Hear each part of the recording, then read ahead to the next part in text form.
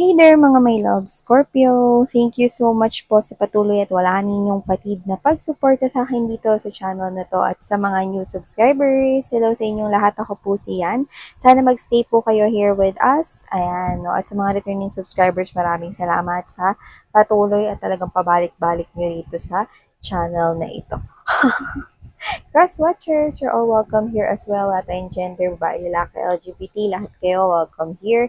And of course, you can flip roles if you want. Yan, no? Kasi posible talaga magkapalit-palit yung roles since this is general reading right here. So, let's go ahead, check out, no? Alamin natin, no?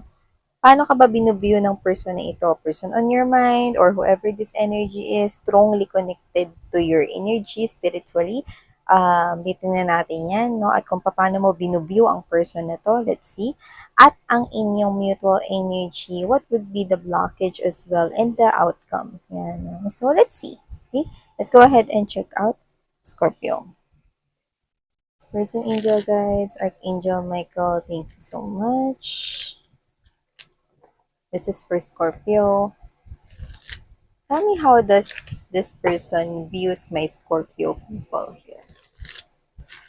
Paano tinitingnan ng taong ito si Scorpio? Can you please show us? And how does Scorpio view this person? How does Scorpio views this person here? The challenge, their mutual connection, energy, and what will happen in the future patungkol dito sa kanilang connection. Scorpio. Scorpio. Alright, let's go ahead and find out anong situation na ito for you, Scorpio. So this person is viewing you as the star. Wow.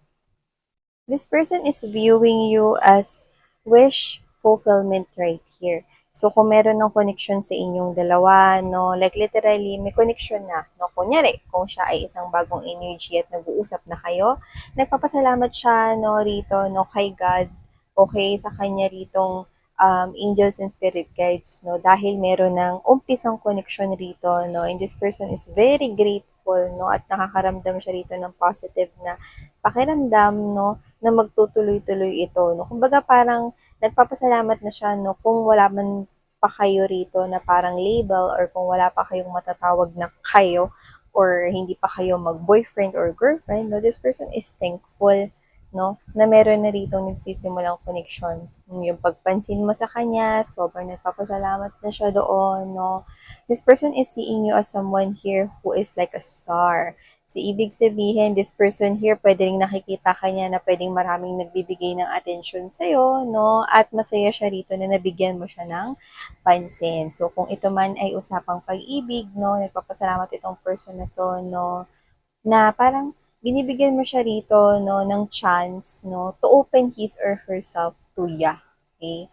So, nakita ko rito na kung boyfriend at girlfriend mo naman siya rito, no, parang nabigyan ng katuparan ng wish niya na may kinalaman sa love. Because this person is seeing you as like that big star up above the sky na isa sa mga wini-wish niya rito, no, at nabigyan na ito ng katuparan. Yan, no? So, nakakuha tayo dito ng malaking yes. Actually, nakikita ko sa aking mind right now.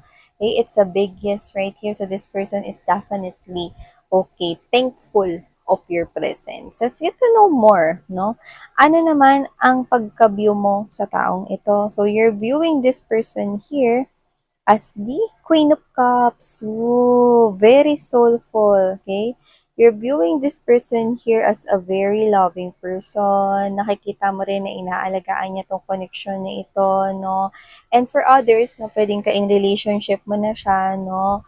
At nararamdaman mo na worth it na sinagot mo siya. Worth it na binigyan mo siya ng chance, no, na sa kanya mo in-offer ang iyong napakalaking pitchel of love, Scorpio, no. You're feeling this person's presence. You know that this person loves you more than words it is, okay? More than actions pa nga. So, ibig sabihin, it's like you've found the right one for you. It's like this person gives you that kind of treatment na never mong na-experience before sa yung mga naka-in relationship in the past or naka-connect in the past right here. So, I'm seeing na parehas nakikita mo yan, may body of water here, may body of water here. Yan, hindi ko to pwede ilapit mga babes, no? Kasi baka ma-detect ni YouTube, no? Restrictions, wala kasing damit yung star natin dyan, no?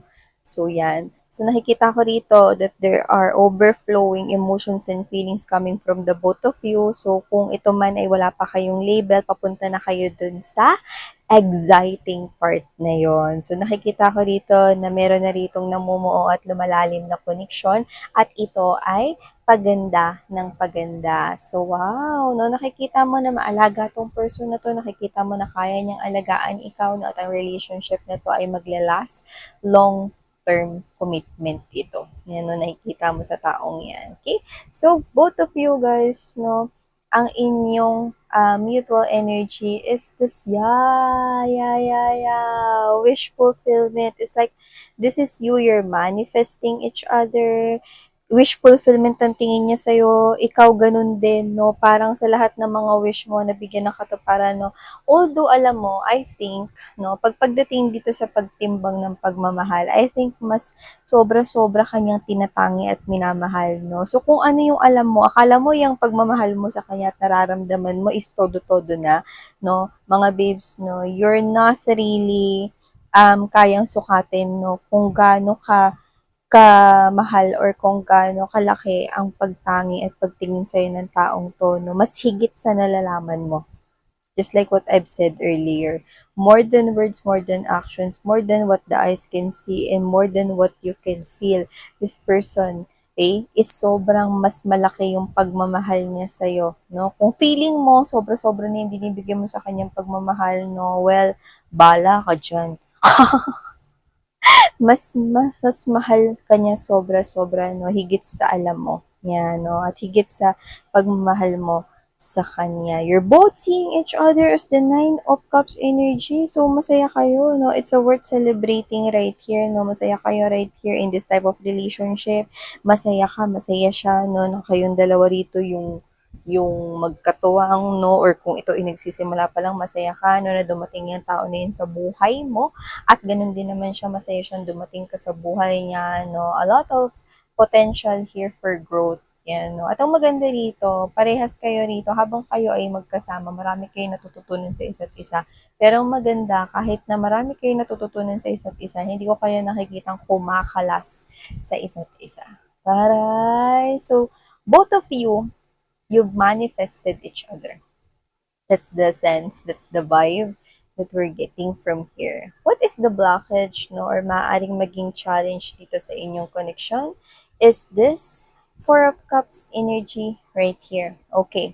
This one, I think, I'm getting this specifically, okay? Pero not applicable for all of you guys, ha? So, nakita ko rito, no, na ang worry, either ikaw or both of you guys or siya, no, is yung offer ng pagbabalik ng tao mula sa nakaraan.